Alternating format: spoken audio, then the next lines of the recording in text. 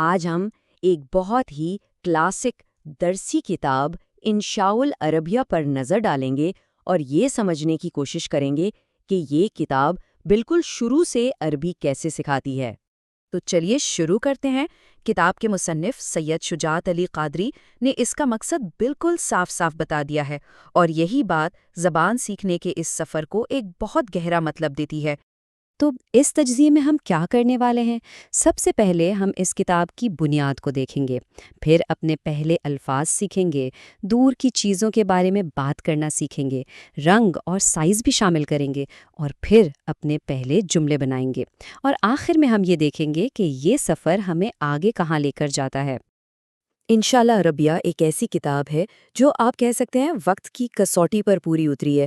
اس کا طریقہ کار بہت اہم ہے۔ کیونکہ یہ عربی زبان کی بنیادوں کو بالکل صفر سے ایک بہت ہی منظم اور منطقی طریقے سے بناتی ہے تاکہ سیکھنے والے کو کسی بھی قسم کی الجھن نہ ہو۔ اچھا، کسی بھی زبان کا سفر کہاں سے شروع ہوتا ہے؟ یہیں سے۔ کسی چیز کی طرف اشارہ کرنا اور پھر اس کا نام بتانا، یہ سب سے بنیادی چیز ہے۔ اب یہ سلائیڈ واقعی بہت دلچسپ ہے۔ کیونکہ یہ عربی زبان کا ایک بہت ہی اہم اصول ہمارے سامنے لاتی ہے۔ ہمارے پاس حاذا ہے مذکر چیزوں کے لیے اور حاذیہ ہے مؤنث چیزوں کے لیے۔ اسی طرح کتابن یعنی کتاب مذکر ہے، جبکہ زہرتن یعنی پھول مؤنث ہے۔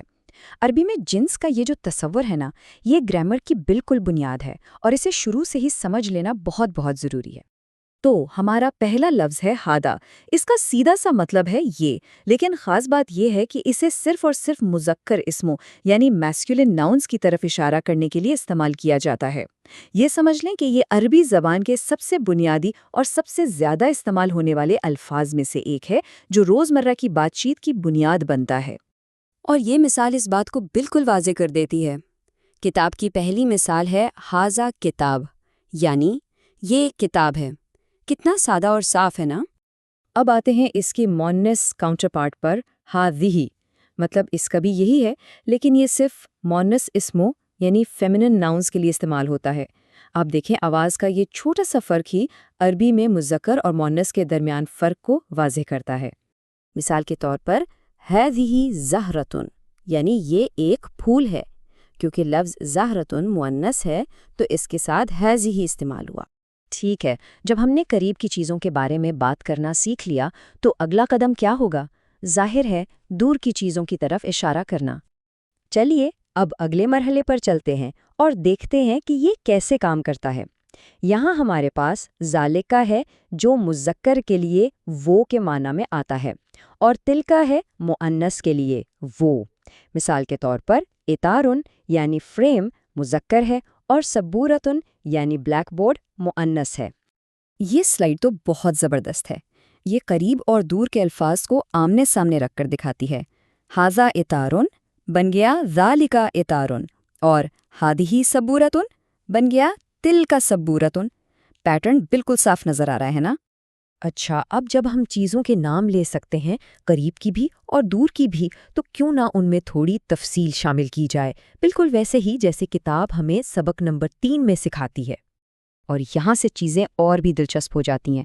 اس سلائیڈ پر ہم دیکھ رہے ہیں کہ صفتیں یعنی ایڈجیکٹیوز اسم کی جنس کے مطابق کیسے بدلتی ہیں۔ ذرا دیکھیں، ذئبن کبیرن ایک بڑا بھیڑیا، لیکن جب بات بھیڑ کی ہوئی تو شاتن صغیرتن ایک چھوٹی بھیڑ۔ آپ نے دیکھا کبیرن کیسے صغیرتن میں بدل گیا۔ اسی طرح ثورن اسودو یعنی ایک کالا بیل، اور بقرتن سوداء یعنی ایک کالی گائے۔ یہاں اسودو مؤنث کے لیے سوداؤں بن جاتا ہے۔ یہ عربی گرامر کا ایک بہت اہم حصہ ہے۔ اور اب وہ لمحہ آتا ہے جہاں ساری محنت رنگ لاتی ہے، جب ہم نے جو کچھ بھی سیکھا ہے اسے استعمال کر کے اصل میں سوال جواب کرتے ہیں، بات چیت کرتے ہیں۔ تو کتاب کی مشقوں سے ایک بہت ہی سادہ سا سوال، ما ہادا یعنی یہ کیا ہے؟ اور اس کا جواب ہادا تفاحن، یہ ایک سیب ہے۔ دیکھا، صرف چند اسباق کے بعد ہی ایک سیکھنے والا اس قابل ہو جاتا ہے کہ وہ سوال پوچھے اور اس کا جواب بھی دے سکے۔ یہ ان الفاظ کے عملی استعمال کو ظاہر کرتا ہے۔ تو یہ جو بنیادی چیزیں ہم نے سیکھی ہیں، یہ ایک بہت مضبوط بنیاد فراہم کرتی ہیں۔ لیکن کتاب ہمیں صرف یہیں تک نہیں چھوڑتی، یہ ہمیں اس سے بھی آگے مزید گہرائی میں لے کر جاتی ہے۔ تو اصل بات یہ ہے کہ یہ بنیادی مہارتیں تو صرف شروعات ہیں۔ کتاب آگے چل کر ملکیت والے ضمائر سکھاتی ہے، جیسے کتابی یعنی میری کتاب، پھر افعال یعنی وربز جیسے یقرأ مطلب وہ پڑھتا ہے، اور پھر سوالات پوچھنا جیسے حل یعنی کیا یہ، ان سب کو ملا کر مزید پیچیدہ جملے بنانے کی صلاحیت پیدا ہوتی ہے۔ آخر میں اگر ہم دیکھیں کہ اس کتاب کی کامیابی کا راز کیا ہے تو وہ اس کے طریقہ کار میں چھپا ہے۔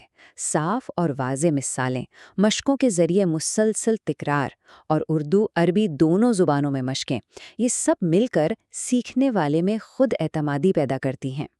تو ایک لفظ ایک پورے سفر کا آغاز ہو سکتا ہے۔ سوچنے کی بات یہ ہے کہ اس سفر کا پہلا لفظ کون سا ہوگا؟